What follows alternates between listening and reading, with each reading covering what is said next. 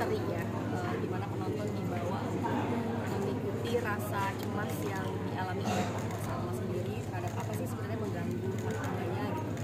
Karena memang sosok jin Dasim sendiri itu memang menurut mitologi yang ada di dalam Al-Quran, hadis gitu, dari kepercayaan agama Islam, memang sosok tersebut sudah ada, dia nyata adanya pada saat pasangan suami istri melakukan ijab kabul sampai sepanjang pernikahan dua orang.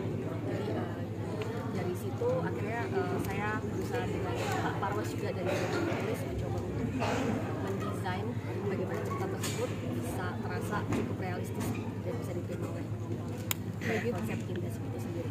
Kita kalau misalkan preferensi buat entitas itu gimana ya? Soalnya kan ada beberapa kan, nggak cuma satu ya.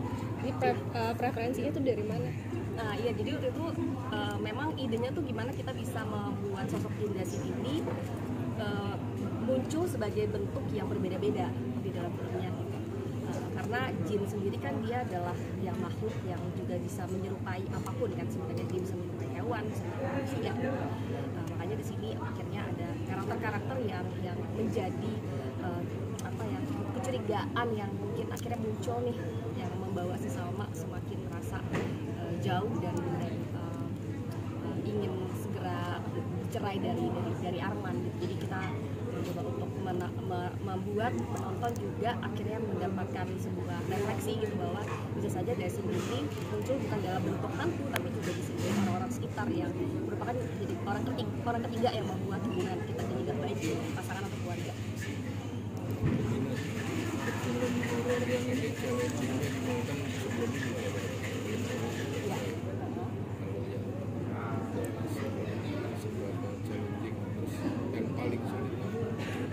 Paling lama tuh justru proses pada saat development skenario-nya sih, kita cukup panjang, sekitar hampir setahun, sampai kita akhirnya beneran ngerasa oke, ini cerita yang akan kita bawakan gitu. Terus kemudian untuk proses syuting sendiri, saya di sini cukup dibantu sama teman-teman pemain yang memberikan performa yang luar biasa dan memudahkan pekerjaan saya gitu ya. Jadi sebenarnya challenge-nya lebih ke dia perihal teknis aja sih, kayak cuaca gitu ya.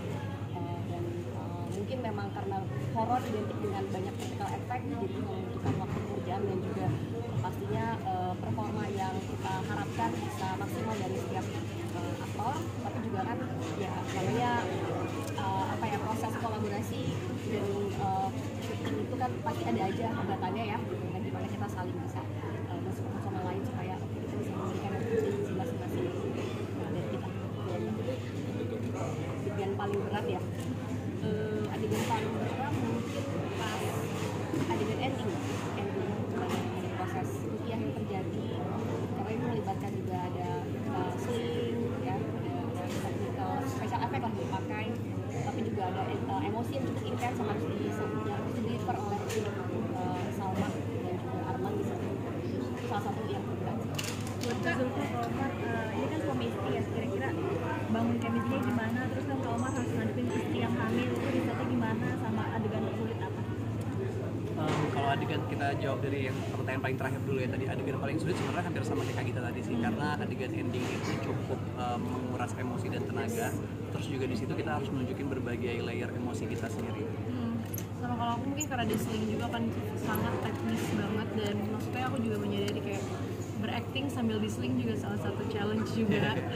Jadi itu sih, sama emosinya tuh layer-layernya udah ini banget, udah sangat kompleks gitu.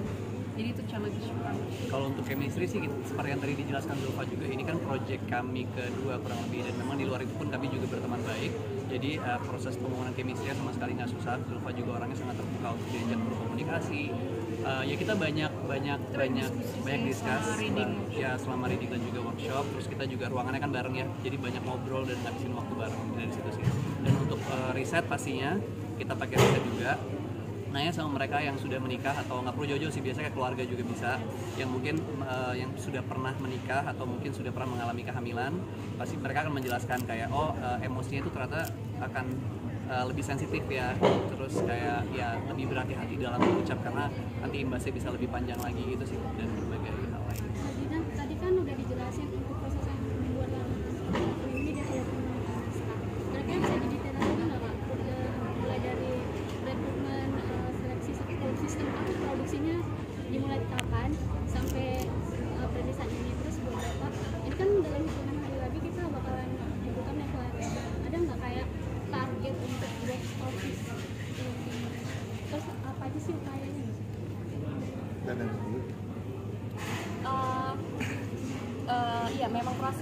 membuat naskah itu sebenarnya memang butuh waktu sekitar hampir setahun ya di 2023 sampai 2024.